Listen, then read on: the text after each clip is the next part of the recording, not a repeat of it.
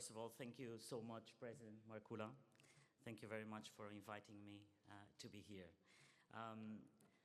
Ladies and gentlemen, let me actually begin by painting a picture.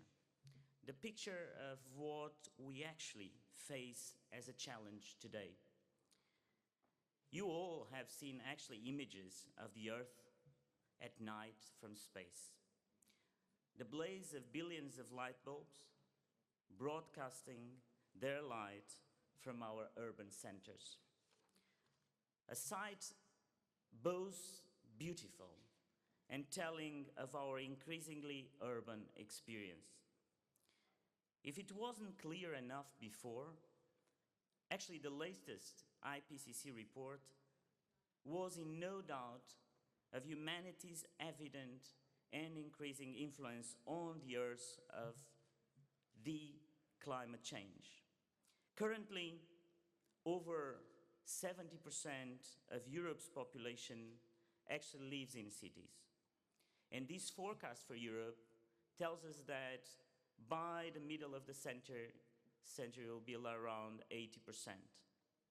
The interesting here, ladies and gentlemen, is that if you look globally, if you look at the world, you see that in the beginning of the 19th century, there was about 10% of the people that lived in cities worldwide. Today, it's probably around 50% of the world's population that lives in cities. And by the mid of the century, we're talking about 75% of the world's population. At the beginning of the 19th century, there was just two cities with over 1 million people. It was London and Beijing. Today, we have more than 400 cities with more than 1 million people, and we have 20 megacities of more than 10 million people. So the power is shifting. The power is shifting from nations to cities. Not too long ago, one economist from the McKinsey Consulting Group said that by 2025, 65% of the goods and services of the world will be actually produced by a group of 600 cities that are the backbone of the world's economy. So a huge number of new urban citizens will need to actually be housed, that will need to employ, that will need to care, will be in cities by 2050. There's a man called Kjell Nordström. He's one of the best economists in terms of cities, and he just wrote a book called The Urban Express. And his argument is that cities, not nations, will be really the new powerhouses. And you know what? It's because we are going through a world where we are about transforming the world in between this merger in the physical and the digital world. And there's a lot of things you can digitize. You can digitize most information. You can actually have everything in digital format. But there's something that you cannot have in digital format, which is your own experience. Economists divide these two types of knowledge in between really knowledge that can be taught and knowledge that can actually be learned by experience, but cannot be learned just by teaching or reading. And the beauty of the cities is that the cities encompass diversity and encompass people that actually have that experience.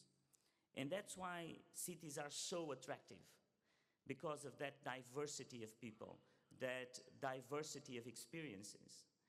And that's the key for actually the success of cities, is that the cities have something much bigger than whatever we can have today in the digital world.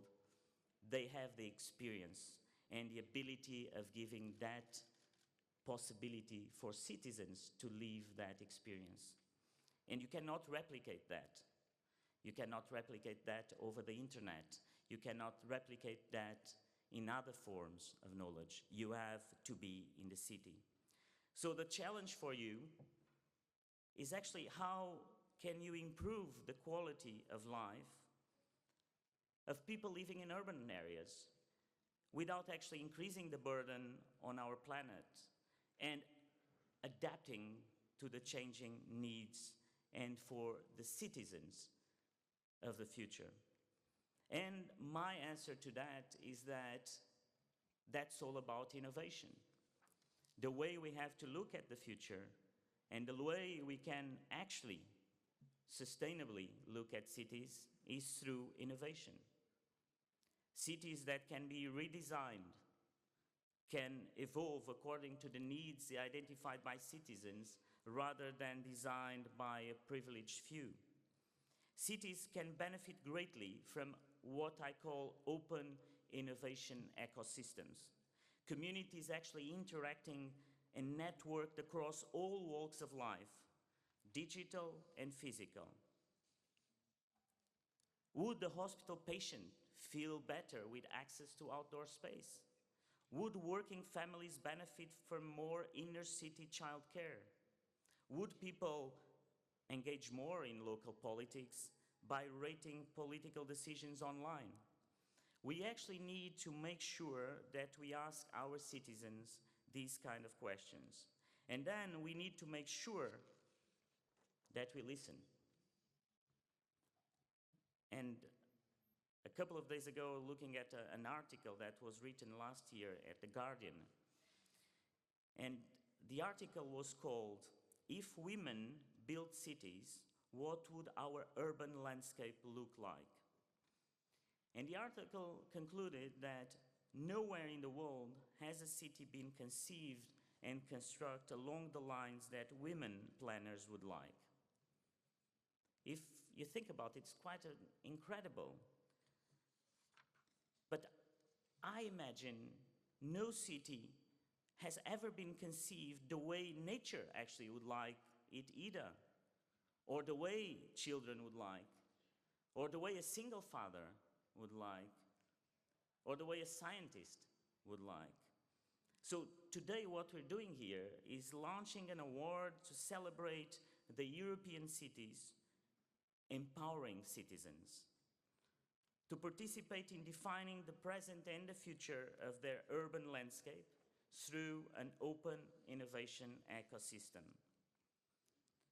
Ladies and gentlemen, it's really always a pleasure for me, and it's a great pleasure, and I have also created in the last couple of months a personal relationship with your president to be here to address you. And I wanted to look open-hearted with you to your mission that is to involve regional and local authorities in the European decision-making process and to encourage greater participation from European citizens. Embodies actually the spirit of this Innovation Capital Award, an award that will recognize the European city building the best innovation ecosystem. The cities that connect citizens, public organizations, academia, and business. So, in 2013, we actually received around 58 applications. That's actually 12% of all the potential cities across Europe, showcasing themselves as stomping grounds of innovation. And this year, I'm confident that with your help, we can get more than those 12%. European cities are actually places where small changes can have the biggest, fastest impacts, particularly at a time when how we live and work is changing so rapidly. Nowadays, there's apps for everything, for our morning coffee, to check the time our bus will arrive, to reserve a co-working space, to pay our bills, to book a place to stay for the night. So technology is moving quickly, but so is human behavior, isn't it? And human expectations with it. Our cities have to be just as fast at adapting to the needs of citizens and to the needs of environment increasingly under strain. So we are lucky that 30 years of transnational EU research in sustainable urban development has financed hundreds of projects, creating a wealth of knowledge and inspiring ideas.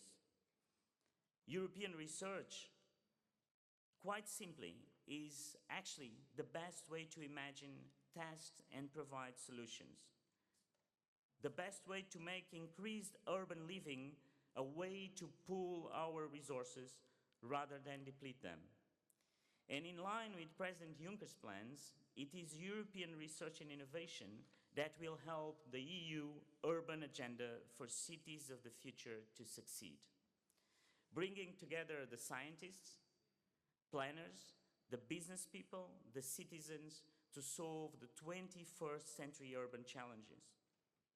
And it is our cities and regions who will conduct that research and innovation. Commissioner Crețu, my colleague Corina Crețu, and I, we want to get Horizon 2020 and the European structural funds to actually work in tandem, so your regions have more opportunities to foster homegrown talent and ideas. So the European Innovation Capital Award forms part of this new vision of us, in which we reward cities for using open innovation ecosystems to help us all live better. Better prospects for citizens and better prospects for our planet.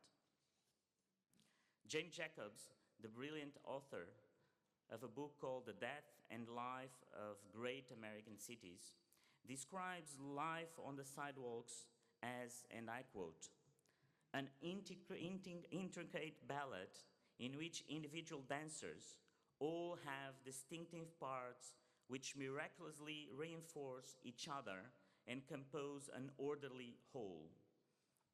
The Innovation Capital Award is for a city that embraces that intricate ballet, for a city working to be in harmony with nature, for a city that is both welcoming and inclusive, for a city in which citizens feel safe, free, inspired, and engaged, for a city with a thriving and open innovation ecosystem.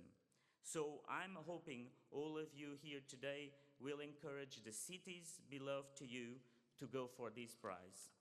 Half of the reward will be in the journey itself, a journey with the collective genius of your citizens on board. So in conclusion, I really want to highlight how unusual this award is. It is the only European award for cities that actually considers the city as a holistic ecosystem, rather than addressing separate sectorial issues. This award really, ladies and gentlemen, is a very unique award. Citizens' reaction to the first edition, the iCapital, was the most shared and broadcast topic, at least for the last year's Innovation Convention. This award has a huge impact, and this is all about impact. Impact that will be rewarded with an almost double prize of 950,000 euros. Finally, I also envisage our cooperation going far beyond the simple life of this competition. My ambition is to continuously support the efforts of European cities as innovation hubs, starting with a network of past and future capitals of innovation. This is a long-term commitment, and I cannot deliver it alone. This can only be delivered with the committee of the regions on board. So let's use research and innovation to build cities as a nature that would have them and as citizens would like them to be. Let's reimagine what progress and prosperity looks like. Thank you so much, and now enjoy.